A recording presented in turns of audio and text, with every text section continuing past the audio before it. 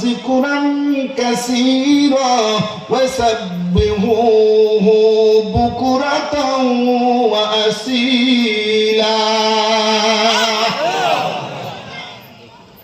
মালিক বলে উযকুরুল্লাহ, আমার জিকির করার জন্য, আমার স্মরণ করার জন্য।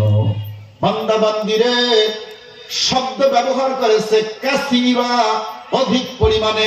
নামাজের কথা বলে নেই অধিক পরিমাণে, রোজার কথা বলে নেই অধিক পরিমাণে, হজের কথা বলে নেই অধিক পরিমাণে, কিন্তু মালিক জিকিরের কথা বলছে অধিক পরিমাণে।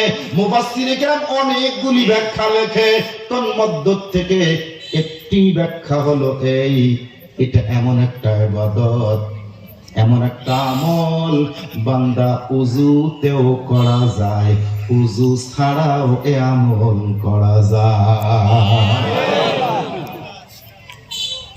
উযকুরুল্লাহ যিকরান কাসীরা, বান্দা অধিক পরিমাণে আল্লাহর জিকির করো, তাসবিহ পড়ো, তাহলিল করো। বিশেষ করে দুটা সময়, সাব্বিহুহু বুকরাতাও ওয়া আসীলা, দুটা সময় উল্লেখ করছে। একটা হলো সকালবেলা, আর একটা হলো সন্ধ্যাবেলা।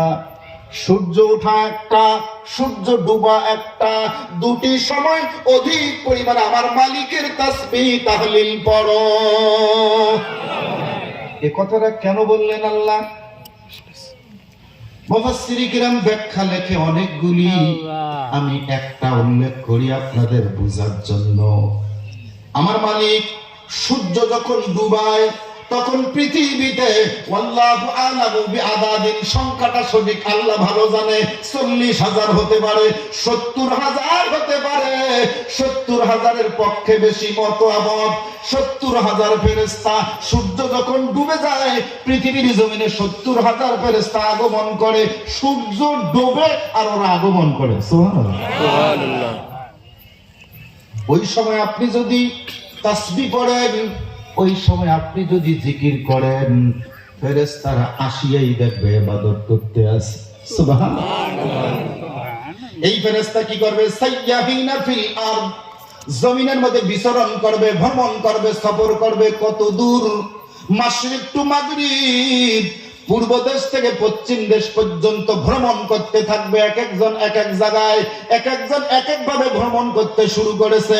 সামনে গিয়ে যখন দেখে আল্লাহর বান্দা ইবাদত করে, একজন আরেকজনকে ডাক দেয়, হাল্লুমান, কে কোথায় গো?